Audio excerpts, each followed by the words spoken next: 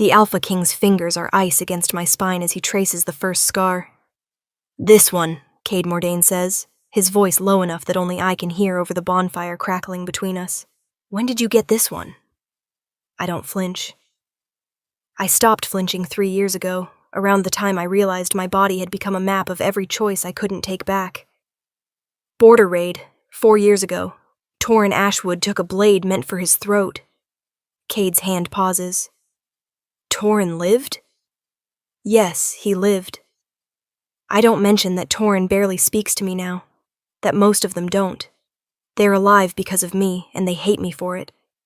And this one? His fingers move higher, finding the raised tissue between my shoulder blades. The touch should feel clinical. He's counting, cataloging, treating my body like evidence. But his hand is warm now, and there's something careful in the way he maps each mark, like he's reading a language only he understands. That's private, I say, because some scars aren't meant to be explained to kings. Nothing about you is private anymore, Sienna Corwin.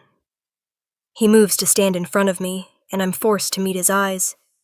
They're darker than I expected, not the cold amber of his father's court portraits, but something deeper. Forest at dusk. The moment you walked into my hall with 53 scars on your body and asked for asylum, you became my concern. 53. He's been counting. I want to tell him he's wrong, that there are 54, but the 54th isn't visible. It's buried so deep under my ribs that sometimes I forget it's there, until nights like this, when someone looks at me like I'm a puzzle worth solving instead of a problem worth discarding. I didn't ask for asylum, I correct him. I asked for a job. In my personal guard. His mouth curves, not quite a smile. After your own pack exiled you, you spent 3 years taking wounds meant for wolves who won't even speak your name now. Tell me, Sienna, what makes you think I'd be foolish enough to let someone with your particular talents anywhere near my throat? It's a fair question. The answer is complicated. The truth is, I'm dying. The scars aren't just scars. They're a price, and I've been paying it for so long I've forgotten what it feels like to live in a body that doesn't ache with borrowed damage. 6 months, maybe 8. That's what the healer told me before I left Clearwater Packlands. But I don't tell Cade Mordain that. Instead, I say, because I'm very good at keeping people alive. And terrible at keeping yourself alive, apparently. He circles me slowly, and I feel each scar ignite under his attention like he's touching them all over again. I had my healers examine you while you waited. Do you know what they told me? My jaw tightens. That I'm a lost cause? That you're a miracle. He stops directly in front of me. That you should have died 17 times over. That the amount of damage your body has absorbed would kill any wolf. Yet here you stand. They want to study you. I'm not a specimen. No, you're something much rarer. His eyes hold mine. You're a threadseer. The words hit me like a fist to the sternum. Threadseer. I haven't heard that term since I was a child, since my mother whispered it to me like a curse and a blessing in the same breath, since she warned me never to tell anyone what I could see, the silver threads that connect every wolf to their death, the way I can watch them pull taut when someone's time is running out, then snap clean when the fatal blow lands, and the way I learned, purely by accident when I was 12 years old, that I could grab someone else's thread and hold it, redirect it, take the death meant for them, into my own body. The wound transfers. The death doesn't. Not completely, but it does leave a mark. I don't know what you're talking about, I say, trying to keep a poker face. Liar. Cade steps closer, and I catch his scent, cedar and night air, and something darker, like smoke from an extinguished fire. There are maybe 3 threadseers born every century. Most die young because they can't control it. But you've been doing this deliberately. You've been choosing to take other wolves' deaths. Why? Because I couldn't save my mother. Because I was 12 years old when I watched her thread snap, and I reached for it too late, and she died in my arms while I screamed. because every scar on my body is penance for the one person I couldn't protect. But I don't say any of that either. Does it matter? I ask instead. You're not going to hire me anyway. You're right, I'm not. He turns away and something in my chest crumbles. Of course. I'm too shumaged, too cursed, too much of a liability. I'm going to keep you here as my guest until we find a way to stop you from dying. I blink. What? You heard me. He faces me again, and there's something fierce in his expression now. You're not leaving this castle until my healers figure out how to reverse what you've done to yourself. You can't keep me here. I'm the Alpha King. I can do whatever I want. His smile is sharp. And what I want is for the woman who's saved 53 lives to stop throwing away her own. 53 that you know about, I mutter. His expression shifts. There are more? I shouldn't have said anything, but I'm tired, and the scars are aching the way they always do. When I'm stressed, and this man is looking at me like I matter, which is more dangerous than any blade I've ever taken. The scars are just the fatal ones, I admit. The ones where the thread actually snapped. I've caught smaller deaths too. Injuries that would have crippled someone. Sicknesses that would have dragged out for months. Those don't leave marks you can see. Cade stares at me. How many? I stopped counting after 200. The silence that follows is heavy enough to crush bones. Cade runs a hand through his dark hair, and for the first time since I walked into his hall 3 hours ago, he looks rattled. 200 lives, he says quietly. You've saved 200 lives, and your pack exiled you for it. They exiled me because I made them uncomfortable. The bitterness leaks through before I can stop it.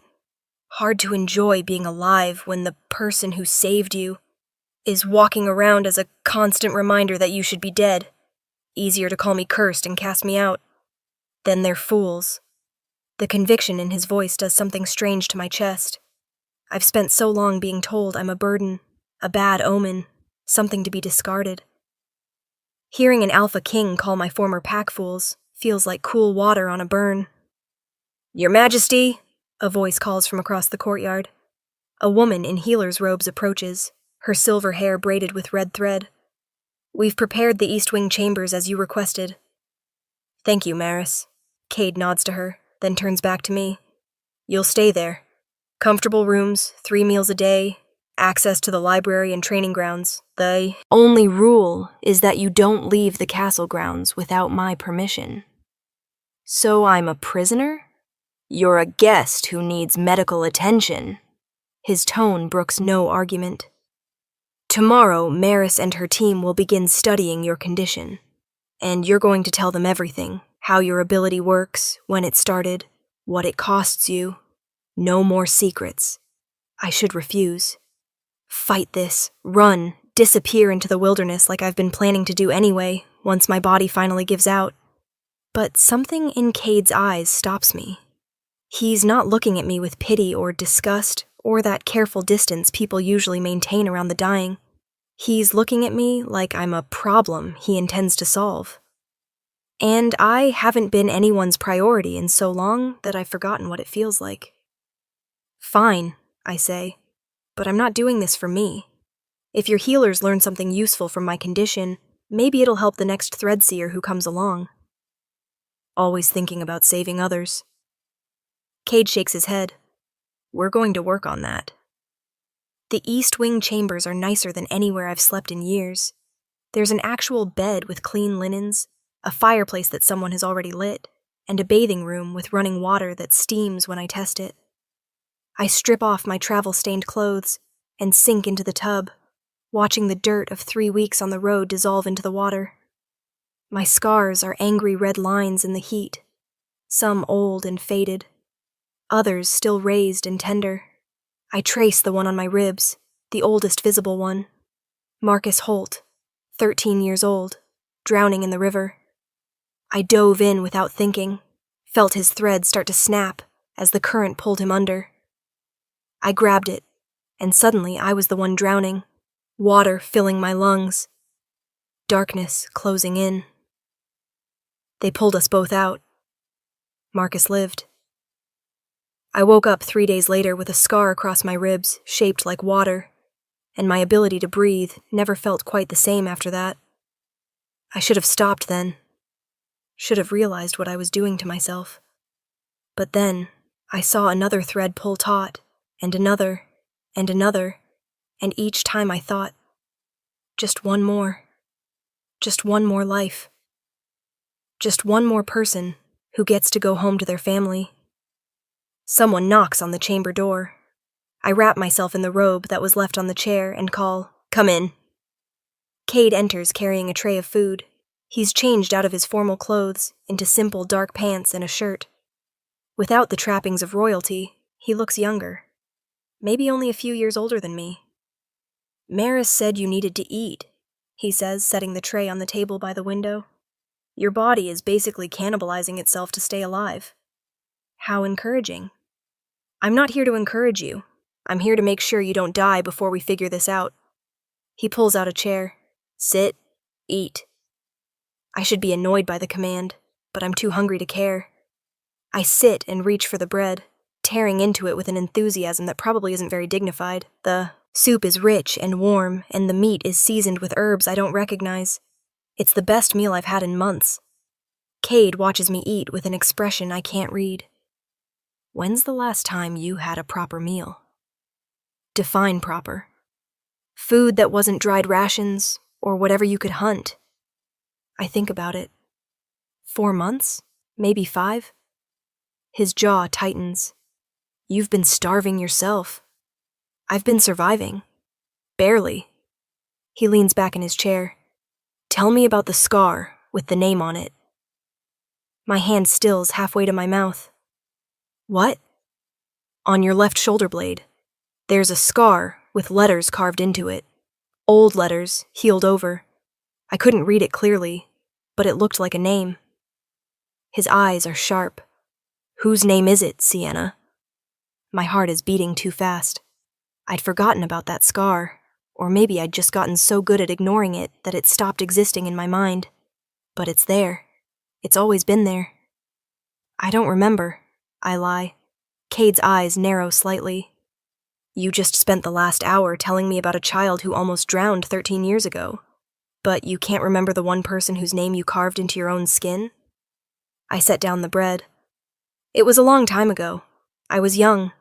The person I saved, I don't even remember their face anymore." "Then why carve their name into your skin?" The truth rises up, but I swallow it down. Because I thought I was dying. Because the poison from the arrow was burning through my veins, and I was 15 years old, and terrified, and I wanted someone to know who I'd saved, why it mattered, why my death wasn't meaningless. Because the boy I saved had dark hair and forest-colored eyes, and when I took the arrow meant for his heart, he looked at me like I'd hung the moon. But I don't say any of that. "I was feverish," I say carefully. "The wound got infected. I wasn't thinking clearly." Cade studies me for a long moment, and I can see the gears turning in his mind. He's trying to piece together a puzzle with too many missing pieces, and I can't let him. If he figures out what that scar says, if he realizes what I did 7 years ago, everything will change. And I don't think I can survive another person looking at me with gratitude that will eventually curdle into resentment. "Get some rest," Cade says, finally standing. "Maris will be here at dawn." He's almost to the door when I call out, "Why are you doing this?" He pauses, his hand on the doorframe. "Doing what?" "Caring whether I live or die. You don't know me." Cade turns, and the look he gives me is complicated. "I know you've saved 53 lives. I know your own pack threw you away like you were nothing. I know you walked into my hall expecting to be turned away, but you did it anyway because you'd rather die with purpose than alone in the woods." He pauses. "And I know what it's like to owe someone a debt you can never repay." Something in his tone makes my throat tight. "You don't owe me anything, don't I?" His smile is sad. Smile is, "Sleep, Sienna. Tomorrow's going to be a long day." He leaves, and I'm alone with my scars and the weight of a secret I can't afford to tell. Maris and her team of healers arrive at dawn with notebooks, measuring instruments, and an alarming number of questions. They examine every scar, noting the size, location, and age. They take samples of my blood, test my reflexes, make me demonstrate my thread sight by looking at one of the younger healers. I see it, I tell them, watching the silver thread extend from the girl's chest into the distance. Hers is strong, long. She'll live into old age unless something unexpected happens. And if something unexpected did happen? Maris asks. If her thread started to snap right now, could you stop it? Theoretically, but there would have to be an actual threat. I can't just grab threads for no reason. They have to be pulling toward death. So you can see death coming, and you can intercept it. Maris makes a note. And the cost is that the fatal wound transfers to you, but you don't die from it. Not immediately. I pull my robe tighter. But the damage adds up. Each scar takes something from me. Strength, endurance, parts of myself I don't get back. Have you noticed any other symptoms? Headaches, dizziness, moments where you lose time? I hesitate. Sometimes I forget things. Small things. What I ate yesterday, or the name of a town I passed through. And sometimes I feel like there are gaps. Like hours passed, and I don't remember them. The healers exchange worried glances. Maris sets down her pen. Sienna, she says gently, your body isn't just carrying physical damage. Each time you take someone's death, you're taking part of their fate into yourself. The memory loss, the gaps. That's pieces of you being overwritten by the deaths you've prevented. Cold settles in my stomach. What does that mean? It means if you keep doing this, you won't just die. You'll stop being you long before your body gives out. The room feels too small suddenly, too close. I stand, needing space, needing air. How long? Without intervention? 6 months, maybe less. And what's the intervention? I ask. Is there a cure? Maris looks at the other healers, then back to me. There's a theory. It's old magic, barely documented. But Threadseers used to be able to survive by bonding with what's called a tether. Someone whose life force is strong enough to anchor yours. It would balance the cost, keep you from losing yourself. A mate bond, I say flatly, trying not to roll my eyes. Yes and no. It's deeper than a typical mate bond, rarer. The tether has to be someone whose fate is already intertwined with yours in some significant way. She pauses. Finding that person is nearly impossible. Most Threadseers die before they do. Of course the cure is something impossible. Something that requires me to have a person in my life who actually wants to be tied to me permanently. Then I guess we're done here, I say. Thank you for trying. Maris looks like she wants to argue, but eventually she nods. The healers file out, and I'm left alone with the confirmation that I'm dying, and there's nothing I can do about it. I should feel devastated, terrified, something. Instead, I just feel tired. I've been tired for so long. I avoid Cade for the next 3 days. It's not hard. The castle is enormous, and I've gotten good at being invisible over the years. I take my meals in my room, avoid the training grounds when I know he'll be there, and spend my time in the library reading books about Threadseers that are mostly speculation and folklore. None of them mention a cure. None of them mention tethers. Most of them just confirm what I already knew. Threadseers burn bright and die young, and the world mourns them for about 5 minutes before moving on. On the 4th day, Cade finds me. I'm in the library's upper level, tucked into a window seat with a book I'm not really reading, when his shadow falls across the page. You're avoiding me, he says. I'm reading, I say, trying to keep my eyes on the page. You've been on the same page for 20 minutes. He sits on the opposite end of the window seat, uninvited. Maris told me what they found. I close the book.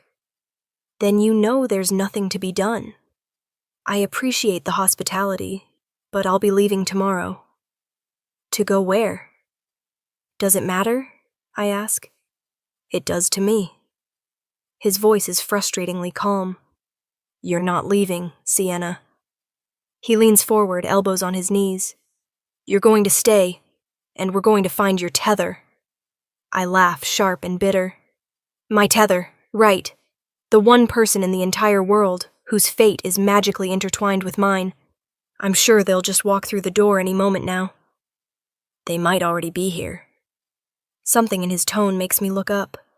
He's watching me with that intense focus again, like he's trying to read something written just beneath my skin. What are you talking about? The scar on your shoulder blade, Cade says quietly. The one with the name.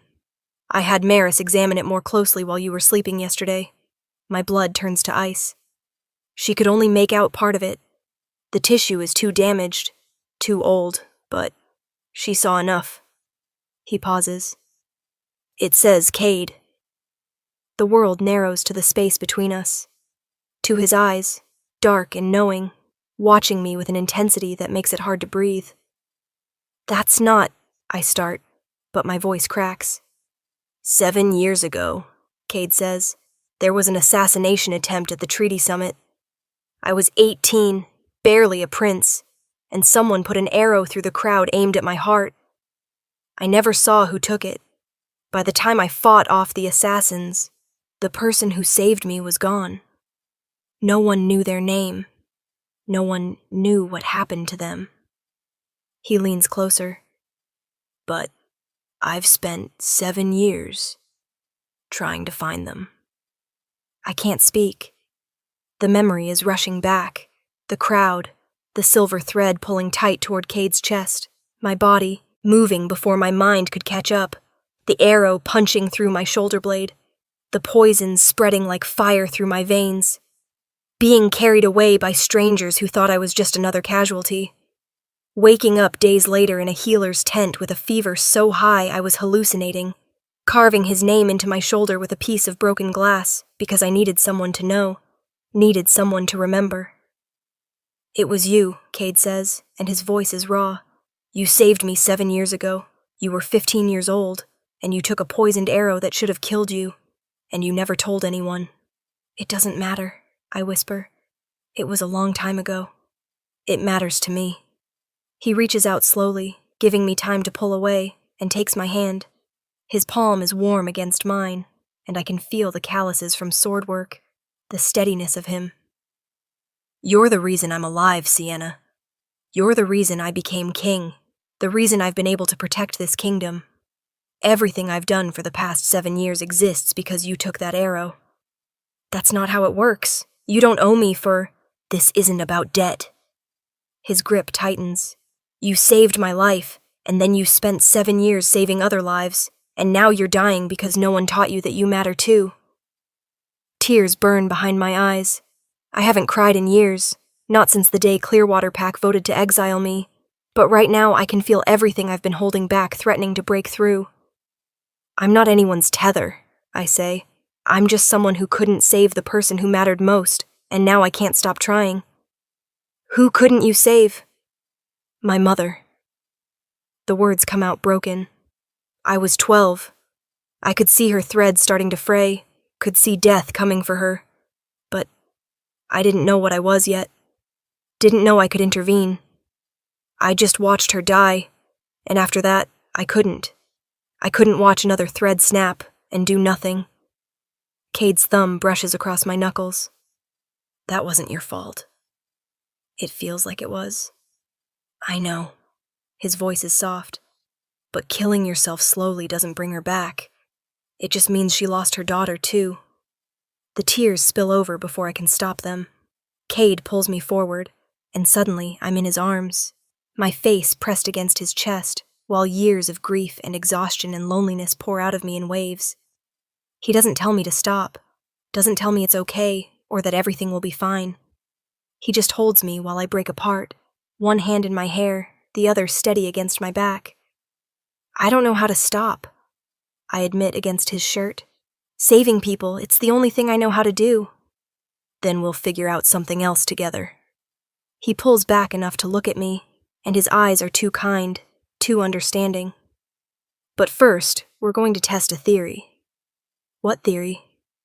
Maris said tethers are people whose fates are already intertwined with yours. You saved my life 7 years ago. My fate is only possible because of you. His hand comes up to cup my face, and the touch sends warmth spreading through my chest. I think I'm your tether, Sienna. The testing starts immediately. Maris has us sit across from each other in her workroom while she monitors our vital signs. She has me look at Cade's thread, something I've been avoiding because looking at the threads of people I care about is its own kind of torture. But I do it now, and my breath catches. Cade's thread is gold. Not silver like everyone else's, but pure gold. Strong and radiant and extending so far into the distance, I can't see where it ends. But that's not what shocks me. What shocks me is the way it bends. Every thread runs straight from a person's chest toward their eventual death, never wavering. But Cade's curves midway through its path, loops back and brushes against me.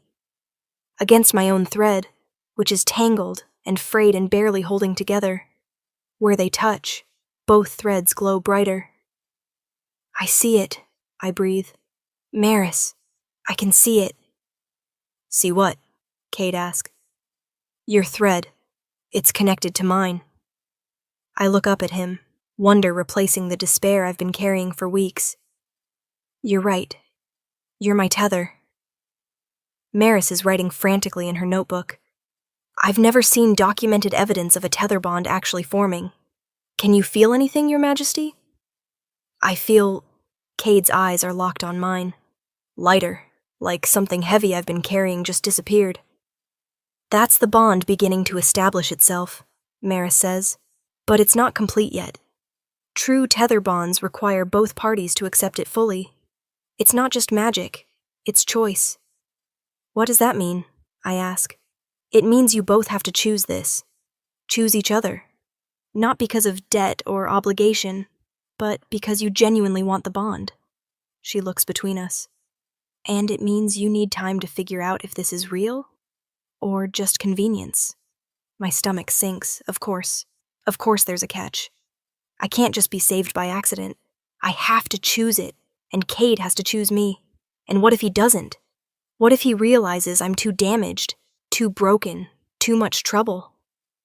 How much time do we have? Cade asks. A few weeks, maybe a month before Sienna's condition deteriorates too far, but the sooner the bond is accepted, the better her chances of full recovery. Cade nods. Then we have a month. He starts spending time with me. He shows me the castle's training grounds and insists I work with his weapons master to rebuild my strength. He brings me dinner and we eat together in the garden, talking about everything and nothing. He tells me about the weight of being king, how he never wanted the crown, but his father died unexpectedly, and suddenly he was responsible for an entire kingdom. How he lies awake some nights wondering if he's making the right choices, if he's worthy of the trust his people place in him. Slowly, I start telling him about the people I've saved, not just the dramatic rescues, but the small ones, the child who almost drowned in a well, the elderly woman whose heart was giving out, the soldier who stepped on a trap meant for his commander. You remember all of them, Cade says one evening as we walk along the castle walls. Every single one. I trail my fingers along the stone. Their faces, their names, the way they looked at me after. Some were grateful. Some were angry, like I'd robbed them of a choice. Some just looked confused, like they couldn't understand why someone like me would bother. Someone like you, he repeats. What does that mean? Nobody important, nobody who matters. Cade stops walking. He turns to face me, and there's something fierce in his expression. You matter to me. The words hit harder than they should. Because I saved you. Because you're you. He steps closer and my back hits the wall. Not threatening, he'd never threaten, but intense, present.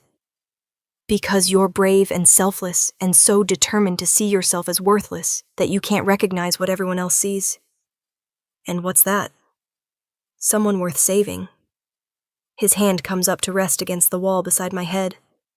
You've spent 7 years learning how to save other people. Let me teach you how to save yourself. My heart is racing. Cade, I know you're scared. I know you think if I get too close, I'll realize you're not worth the trouble. His other hand comes up to tilt my chin, forcing me to meet his eyes. But I've been looking for you for 7 years, Sienna. I'm not walking away now. You don't know me. Then let me. His thumb brushes my cheek. Let me learn you. Let me choose you every single day until you believe you're worth choosing. I should push him away. Should remind him this is just the tether bond, just magic forcing us together. But the way he's looking at me, like I'm something precious, something worth protecting, makes it impossible to do anything but whisper, "Okay."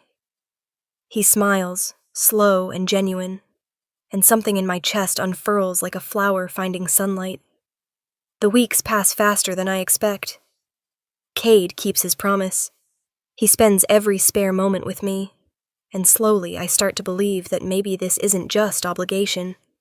Maybe he actually wants to be around me. We train together in the mornings, and he's patient when I can only manage half the exercises his guards do easily. We share meals, and he always makes sure I eat enough, sneaking extra portions onto my plate when he thinks I'm not looking. At night, he walks me to my chambers and hesitates at the doors like he wants to say something more, but he never does. Just touches my hand briefly before leaving. The scars are still there, still aching, but Maris says the tether bond is strengthening. My thread is untangling, the frayed ends weaving back together. I'm healing, and I'm falling for him. It's terrifying and wonderful in equal measure. I've never let myself care about someone like this, never thought I deserved it. But Cade makes it feel easy, natural. Like we've been orbiting each other for years, and finally found the right trajectory. 3 weeks in, everything changes. We're in the garden at twilight when I see it, a silver thread pulling taut toward Cade's chest. Not his thread, someone else's. An assassin, hidden in the trees, arrow already drawn. Get down! I tackle Cade to the ground just as the arrow whistles overhead. It misses us both by inches, embedding in the stone wall behind where we were standing. Guards flood the garden immediately. They drag the assassin from the trees, a young wolf with terror in his eyes and a mark on his wrist that means he's from Clearwater Pack. My old pack. Your Majesty, the assassin gasps as the guards force him to his knees. Please, they have my sister. They said they'd kill her if I didn't. Who sent you? Cade's voice is ice. The assassin's eyes dart to me, and I see recognition there, hatred. The elders. They said the cursed one was here, poisoning the king against us. They said if I killed you both, they'd release my sister and restore my family's honor. My blood runs cold. Your elders are wrong, Cade says quietly.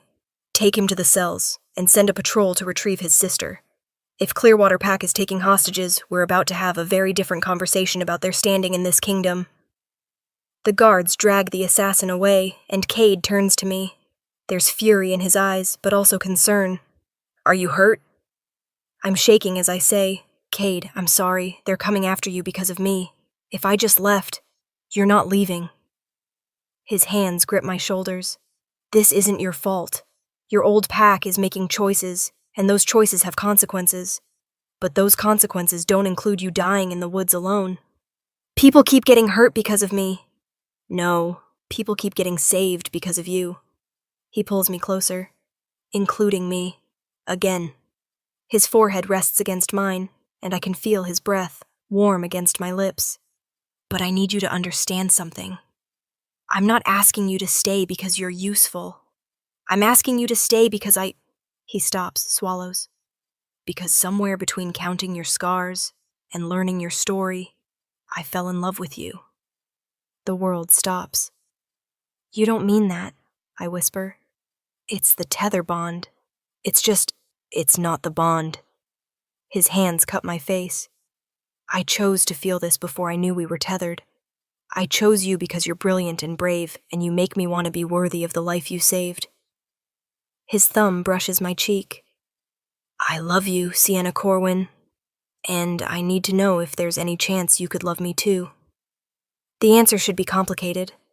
I should need time, space, clarity. But all I can think is that this man has spent weeks learning how to see me, really see me, and he's choosing to stay anyway. I love you, I say, and the words feel like coming home. Cade's smile is brilliant. Can I kiss you? He kisses me soft and careful, like I'm something precious he's afraid to break. But when I kiss him back, when I show him I'm not fragile, not breaking, the kiss deepens into something that feels like a promise, like a choice we're both making. When we finally break apart, I feel it, the tether bond clicking into place with an almost audible snap. Gold light flares between us, and suddenly I can feel him. Not just his emotions, but his presence, his strength, his life force wrapping around mine like a protective embrace. The scars on my body flare with warmth, not pain, and when I look down, I see them glowing faintly gold before fading to something softer. Still visible, still part of me, but no longer angry and raised. Healed. It worked, Maris breathes from somewhere behind us. I'd forgotten she'd followed us into the garden after the attack. The bond is complete. Sienna, how do you feel? I take inventory. My body feels lighter, stronger. The constant ache that's lived in my bones for years has diminished to almost nothing. And when I reach for my thread sight, I can still see the silver threads extending from everyone around us. But now there's a golden one too, connecting me to Cade, pulsing with shared life. I feel alive, I say. Really alive. For the first time in years. Cade's hand finds mine, threading our fingers together. Through the bond, I feel his relief, his joy, his absolute certainty that this is right. Does this mean she's healed? He asks Maris. The bond will stabilize her condition. She can use her thread sight without it killing her now. The cost will be shared between you both. Maris smiles, though I'd recommend not making a habit of taking fatal wounds. Shared or not, they still hurt. Noted, I say dryly. But there's still the matter of Clearwater Pack, the matter of an assassination attempt, and the sister held hostage by elders who think I'm a curse worth killing. We need to deal with Clearwater, I say, looking up at Cade. They won't stop. They'll send more assassins. Then we go to them. Cade's expression hardens. Tomorrow we ride to Clearwater Packlands, and we're going to have a very pointed conversation about what happens to packs who threaten my mate. The word mate sends warmth through my chest. His mate. Not just his tether, but his chosen partner. The person he wants beside him. I'm coming with you, I say. I assumed you would. He squeezes my hand. You deserve to face them, to show them exactly who they threw away. We ride out at dawn with a full contingent of royal guards. The journey to Clearwater Pack takes 2 days, and with each mile my anxiety builds. I haven't been back since the exile. Haven't seen the faces of people I saved, people I thought were family. People who decided I was easier to discard than to understand. Cade rides beside me the entire way, and whenever my fear spikes, I feel his calm through the bond. His certainty that I'm not alone anymore. We reach Clearwater's borders at midday. The guards stationed there recognize me immediately. One actually drops his spear in shock. That's the cursed one, he stammers. She shouldn't be here. The elders sent an assassin to kill your king, Cade says coldly. We're here to discuss that. Get your alpha. They send a runner, and within the hour, Alpha Dane Clearwater arrives with his council of elders. They look older than I remember, but their expressions are the same, disgust mixed with fear when they see me. Your Majesty, Alpha Dane says, bowing stiffly. We weren't expecting a royal visit. No, you were expecting your assassin to succeed. Cade dismounts and I follow. Interesting strategy. Murder your king and his mate, then hope no one traces it back to you. We sent no assassin, Elder Morna says, her voice sharp. But her eyes dart to me, and I see the lie. You took a hostage, I say, stepping forward. A young wolf's sister. You told him you'd kill her if he didn't kill us. That's not just attempted regicide. It's torture. We were protecting the pack, Elder Morna snaps. You brought a curse down on us. Every day you stayed, more accidents happened. More wolves got hurt. You were a blight. The accidents happened because I wasn't there to stop them. My voice is steady now, stronger than it's ever been. Every scar on my body is someone from this pack who's alive because I took their death. And instead of gratitude, you gave me exile and assassination attempts. You're not natural, she spits. Threadseers are abominations. The moon goddess gave me this gift. I feel Cade's hand at my back, supporting. And I used it to save your lives. All of you. How many of you are standing here right now because I took a wound meant for you?